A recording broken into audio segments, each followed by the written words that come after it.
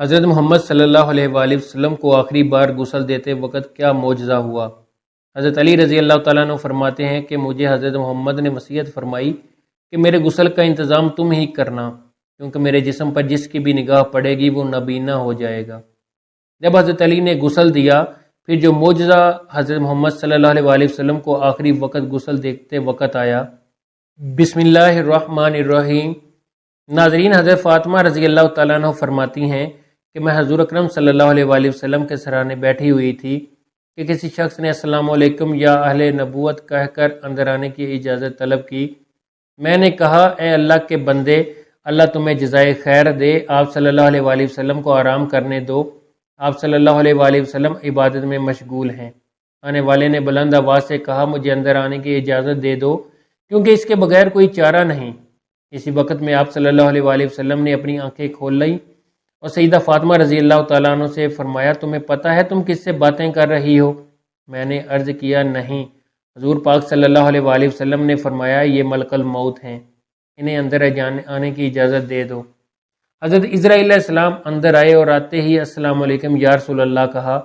پھر آپ صلی اللہ علیہ وآلہ وسلم نے جواب میں وعلیکم السلام یا امین اللہ کہا۔ پھر حضرت اسرائیل علیہ السلام فرمانے لگے، مجھے اس ذات کی قسم ہے جس نے آپ کو پیغمبر بنا کر بھیجا، یا رسول اللہ صلی اللہ علیہ وآلہ وسلم، پہلے میں نے کسی سے اجازت طلب نہیں کی اور آئندہ بھی کسی سے طلب نہیں کروں گا۔ حضور پاک صلی اللہ علیہ وآلہ وسلم کے وصال شریف کے وقت جبرائیل علیہ السلام حاضر ہوئے اور عرض کرنے لگے، یا رسول اللہ صلی اللہ علیہ وآلہ وسلم، آج آسمانوں پر آپ کے استقبال کی تیاریاں ہو رہی ہیں۔ اللہ تعالیٰ نے جہنم کے دروغہ مالک کو حکم دیا ہے کہ مالک، میرے حبیب صلی اللہ علیہ وآلہ وسلم کی روح مبارک آسمانوں پر تشریف لا رہی ہے، اس اعزاز میں دوزخ کی آگ کو بجھا دو۔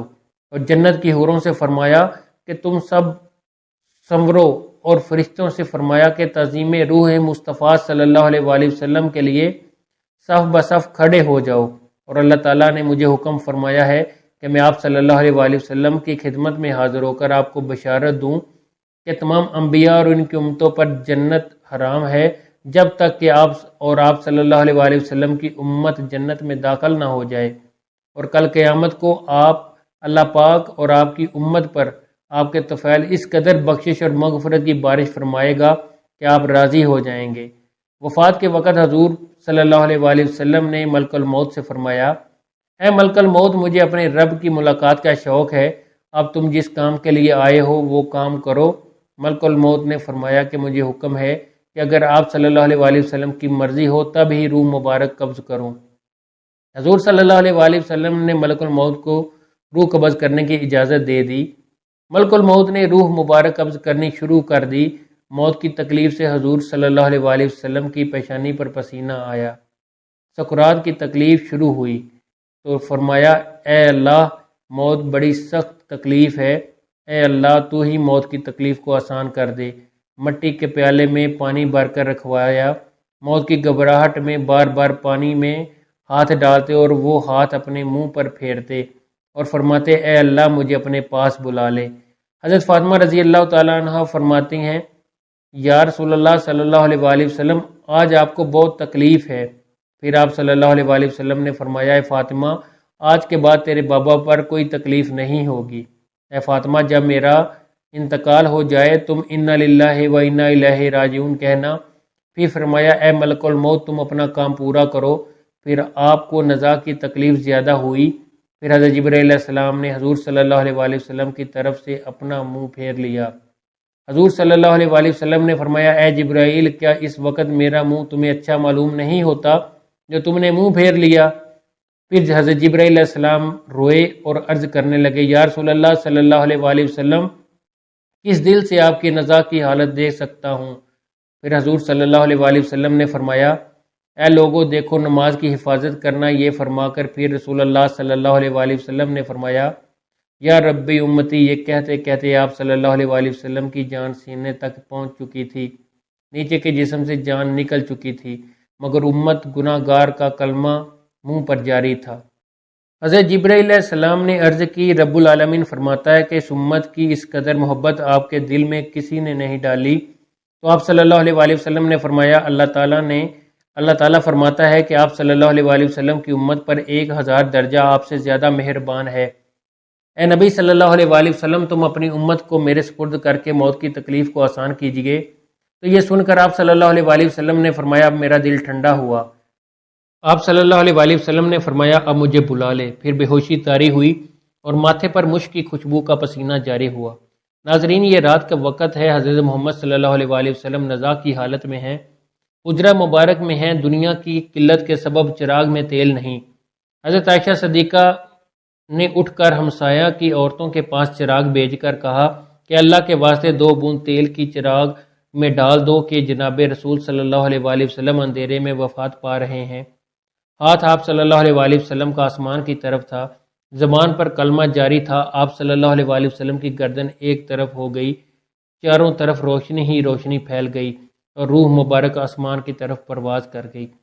اور ناظرین، اور ایک بہترین خوشبو حجرہ مبارک میں پیدا ہوئی۔ طبیعت نے جان لیا کہ حضور پاک صلی اللہ علیہ وآلہ وسلم براق پر سوار ہو کر واپس نہ آئیں گے۔ حضرت علی نے فرمایا کہ میں نے ملک الموت کی آواز سنی کہ روح مبارک قبض کر کے چلے تھے، روتے جاتے تھے اور واہ محمد کہتے جاتے تھے۔ حضرت فاطمہ نے جب دیکھا کہ روح مبارک پرواز کر گئی، حضور صلی اللہ علیہ وآلہ وسلم کے پاس آ کر چہرہ مبارک کو دیکھا تو آپ صلی اللہ علیہ وآلہ وسلم آرام فرما رہے تھے، ماتھے پر پسینہ تھا۔ حضرت فاطمہ رضی اللہ تعالیٰ عنہ نے فرمایا، اے نبی صلی اللہ علیہ وآلہ وسلم، رب کا بلاوا منظور کر لیا، ہم کو چھوڑ کر اپنے رب کے پاس چلے گئے۔ اے نبی صلی اللہ علیہ وآلہ وسلم، اگر جبرائیل علیہ السلام آپ کو تلاش کرتے آئیں گے تو ہم کہیں گے کہ تم کس کی تلاش کرتے ہو؟ جنہیں تم دیکھتے ہو وہ اس جہاں سے تشریف لے گئے ہیں۔ اے نبی صلی اللہ علیہ وآلہ وسلم، جنت الفردوس میں ٹھکانہ کر دیا۔ جب گھر سے رونے کی آواز باہر آئی اور صحابہ کرام رضی اللہ تعالیٰ عنہ نے سنی تو گھبرا کر بے تاب ہو گئے، دہلیز مبارک پر سر مارنے لگے۔ حضور صلی اللہ علیہ وآلہ وسلم کی وفات کی خبر سن کر صحابہ کرام کی عقلیں جاتی رہیں۔ حضرت عبداللہ بن انیس رضی اللہ تعالیٰ عنہ غم سے انتقال کر گئے۔ حضرت عمر رضی اللہ تعالیٰ عنہ بھی دیوانے ہو گئے، دیوانوں کی طرح حجر مبارک پر آئے اور عرض کیا، مجھے ذرا حضور صلی اللہ علیہ وآلہ وسلم سے ملا دو، ایک نظر مجھے حضور سے ملا دو۔ اہل بیت نے حضرت عمر رضی اللہ تعالیٰ عنہ کو حجرے میں بلایا۔ حضرت عمر رضی اللہ تعالیٰ عنہ نے دیکھا کہ آپ صلی اللہ علیہ وآلہ وسلم لیٹے ہوئے ہیں۔ آپ صلی اللہ علیہ وآلہ وسلم کے منہ سے چادر سرکا کر دیکھا اور کہا کہ آج ایسی غشی اور بے ہوشی ہوئی ہے کہ آپ ہوشیار نہیں ہوتے، کیا کوئی وحی اتری ہے؟ حضرت عمر رضی اللہ تعالیٰ عنہ نے اپنی آنکھوں سے دیکھ لیا مگر ان کے دل کو یقین نہیں ہوا۔ آپ صلی اللہ علیہ وآلہ وسلم وفات پا گئے ہیں۔ جب رسول پاک صلی اللہ علیہ وآلہ وسلم کا وصال ہوا تو آپ صلی اللہ علیہ وآلہ وسلم کے غسل کے متعلق سوال پیدا ہوا۔ آپ صلی اللہ علیہ وآلہ وسلم کو عام آدمیوں کی طرح برہنہ غسل دیا جائے یا پھر کپڑوں میں؟ تمام موجود لوگوں پر خواب کا غلبہ ہو گیا، جہاں تک کہ تمام اپنے اپنے سینوں پر تھوڑیاں رکھ کر آرام کرنے لگے۔ اسی وقت ان کے کانوں میں آواز آئی، رسول خدا صلی اللہ علیہ وآلہ وسلم کو ان کے پہران میں ہی غسل دے دو۔ حضرت سیدنا امیر المومنین حضرت علی رضی اللہ تعالیٰ عنہ فرماتے ہیں کہ مجھے حضرت محمد صلی اللہ علیہ وآلہ وسلم نے وصیت فرمائی کہ میرے غسل کا انتظام تم ہی کرنا، کیونکہ میرے سطر پر جس کی بھی نگاہ پڑے گی وہ نبینہ ہو جائے گا۔ حضرت علی رضی اللہ تعالیٰ عنہ نے آپ صلی اللہ علیہ وآلہ وسلم کو غسل دیتے ہوئے آپ کے بدن مبارک پر کسی قسم کا کوئی میل نہ دیکھا۔ اسی وقت حضرت علی رضی اللہ تعالیٰ عنہ کی زبان پر آیا، یا رسول اللہ صلی اللہ علیہ وآلہ وسلم، آپ پر میرے ماں باپ قربان، آپ کتنے پاکیزہ ہیں۔ حضور صلی اللہ علیہ وآلہ وسلم کی تدفین کے دن اس قدر خاموشی چھا گئی کہ بعض صحابہ بعض کو دیکھنے نہ پائے، اگر وہ اپنی ہتھیلی کو کھول دے تو کچھ نظر نہیں آتا۔ یہ تاریکی حضور صلی اللہ علیہ وآلہ وسلم کی تدفین تک چھائی رہی۔ حضرت علی کا بیان ہے، جب حضور صلی اللہ علیہ وآلہ وسلم کا انتقال ہوا تو غیب سے آواز آئی، السلام علیکم یا اہل بیت ورحمۃ اللہ وبرکاتہ۔ کہتے ہیں حضور صلی اللہ علیہ وآلہ وسلم جب وفات پا گئے تو آپ کے موذن حضرت عبداللہ بن زید رضی اللہ تعالیٰ عنہ نے یہ خبر سنی۔ وہ اس قدر غمزدہ ہوئے کہ نبینہ ہونے کی دعا مانگنے لگے اور کہنے لگے، میرے آقا کے بغیر یہ دنیا میرے کس کام کی؟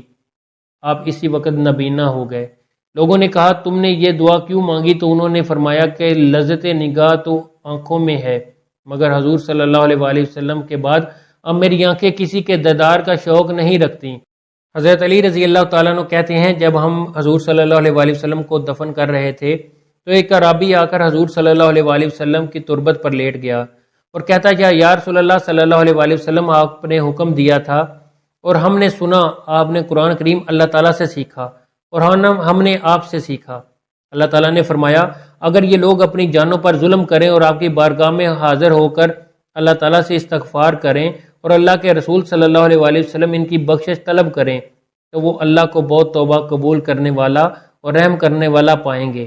ہم نے اپنی جانوں پر ظلم کیا، آپ صلی اللہ علیہ وآلہ وسلم کی بارگاہ میں حاضر ہوئے ہیں تاکہ آپ ہماری بخشش طلب کریں۔ اسی وقت قبر اطہر سے آواز آئی کہ تم بخش دیے گئے ہو، تم بخش دیے گئے ہو۔ نبی کریم کی خبر وفات کے بعد مسلمانوں کے جگر کٹ گئے، قدم لڑکھڑا گئے، چولہے بجھ گئے، آنکھیں خون بہانے لگیں، ارض و سما سے خوف آنے لگا، سورج تاریک ہو گیا، آنسو بہہ رہے تھے اور نہیں تھمتے تھے۔ کئی صحابہ کرام سرگردان ہو کر آبادیوں سے نکل گئے، کوئی جنگل کی طرف بھاگ گیا، جو بیٹھا تھا وہ بیٹھا رہ گیا، جو کھڑا تھا اس کو بیٹھنا یاد نہ ہوا۔ مسجد نبوی قیامت سے پہلے قیامت کا نمونہ پیش کر رہی تھی۔ صدیق اکبر تشریف لائے اور چپ چاپ حجرہ عائشہ میں داخل ہوئے، یہاں رحمت للعالمین کی میت پاک پڑی تھی۔ صدیق اکبر نے چہرہ اقدس سے کپڑا اٹھا کر پیشانی مبارک پر بوسہ دیا، پھر چادر ڈھک دی اور رو کر کہا نبی اکرم پر میرے ماں باپ قربان، آپ کی زندگی بھی پاک تھی اور موت بھی پاک، واللہ آپ پر دو موتیں وارد نہیں ہوں گی۔ اللہ نے جو موت آپ کی لکھ دی تھی آپ نے اس کا ذائقہ چکھ لیا اور اب اس کے بعد موت ابدی تک آپ کا دامن نہ چھو سکے گی۔ جب صدیق اکبر مسجد نبوی میں تشریف لائے، عمر فاروق غیرت و بے بسی سے نڈال ہو کر کھڑے تھے اور بڑے درد و جوش سے اعلان کر رہے تھے کہ منافقین کہتے ہیں کہ محمد انتقال فرما گئے، واللہ آپ نے وفات نہیں پائی، آپ اللہ کی بارگاہ میں موسیٰ کی طرح طلب کر لیے گئے جو 40 روز غائب رہ کر واپس آ گئے تھے۔ اسی وقت موسیٰ کی نسبت بھی یہی کہا جاتا تھا کہ آپ وفات پا گئے۔ خدا کی قسم محمد بھی انہی کی طرح دنیا میں واپس تشریف لائیں گے اور ان لوگوں کے ہاتھ پاؤں کاٹ دیں گے جو آپ پر وفات کا الزام لگاتے ہیں۔ صدیق اکبر نے حضرت عمر کا کلام سنا اور فرمایا عمر سنبھالو اور خاموش ہو جاؤ۔ جب عمر فاروق اپنی وارفتگی میں بہتے چلے گئے تو صدیق اکبر نہایت دانشمندی کے ساتھ ان سے الگ ہو گئے اور خود گفتگو شروع کر دی۔ جب حاضرین مسجد میں عمر کو چھوڑ کر ادھر متوجہ ہوئے تو آپ نے پہلے حمد و ثنا بیان کی، پھر فرمایا اے لوگو، تم میں سے جو شخص محمد کو پوجتا تھا وہ سمجھ لے کہ محمد وفات پا گئے، اور جو شخص خدا کا پرستار ہے وہ جان لے کہ اللہ تعالیٰ زندہ ہے اور کبھی نہیں مرے گا۔ یہ حقیقت خود قرآن پاک نے واضح کر دی ہے۔ ترجمہ، نہیں ہے محمد مگر اللہ کے رسول، ان سے پہلے رسول گزر چکے ہیں، کہ اگر وہ مر جائیں یا شہید ہو جائیں تو تم دین سے برگزیدہ ہو جاؤ گے۔ جو شخص برگزیدہ ہو جائے گا وہ اللہ تعالیٰ کو کچھ نقصان نہیں پہنچائے گا اور اللہ ان قریب شکر گزاروں کو جزا دے گا۔ اس آیت پاک کو سن کر تمام مسلمان چونک پڑے۔ عبداللہ فرماتے ہیں کہ خدا کی قسم ہم لوگوں کو ایسا معلوم تھا کہ یہ آیت اس سے پہلے نازل ہی نہیں ہوئی۔ عمر فرماتے ہیں کہ ابو بکر نے یہ آیت سن کر میرے پاؤں ٹوٹ گئے اور کھڑے رہنے کی قوت باقی نہ رہی، میں زمین پر گر پڑا اور مجھے یقین ہو گیا کہ واقعی محمد رحلت فرما گئے۔ سیدہ فاطمہ غم سے نڈال تھیں اور فرما رہی تھی پیارے بابا نے دعوت حق قبول کیا اور فردوس بری میں نزول فرمایا۔ وہ کون ہے جو جبرائیل امین اس حادثہ کی اطلاع کر دے؟ الہی فاطمہ کی روح کو محمد کی روح کے پاس پہنچا دے۔ الہی مجھے دیدار رسول کی مسرت عطا فرما۔ الہی مجھے اس میت کے ثواب سے بہرور کر دے۔ الہی مجھے رسول امین کی شفاعت سے محروم نہ رکھنا۔ سیدہ عائشہ صدیقہ کے دل و جان پر غم کی گھٹائیں چھا گئیں اور زبان اخلاق پیغمبری کی ترجمانی کر رہی تھیں۔ وہ نبی جس نے تنگری کو ٹھکرا دیا اور مسکینی قبول کی، وہ سابق خلق عظیم جو ہمیشہ 8 پہر نفس سے جنگ آزماتا رہا، وہ اللہ کا پیغمبر جس نے ممنوعات کو کبھی آنکھ اٹھا کر بھی نہ دیکھا، وہ رحمت للعالمین جس کا باب فیض فقیروں اور حاجت مندوں کے لیے کھلا رہتا، جس کا رحیم دل اور پاک ضمیر کبھی دشمنوں کی ایذا رسانی سے گرد و غبار نہ ہوا، جس کے موتی جیسے دانت توڑے گئے اور اس نے پھر بھی صبر کیا، جس کی پیشانی انور کو زخمی کیا گیا اس نے پھر بھی دامن عفو ہاتھ سے نہ جانے دیا۔ آج اسی وجود سرمندی سے ہماری دنیا خالی ہے۔ اللہ تعالی ہمیں حضور اکرم صلی اللہ علیہ وآلہ وسلم کے نقش قدم پر چلنے کی توفیق عطا فرمائے، ہمیں ان کی سنت پر عمل کرنے کی توفیق عطا فرمائے۔ ناظرین، کمنٹ باکس میں اللہ تعالیٰ کے 99 ناموں میں سے ایک ضرور ٹائپ کریں۔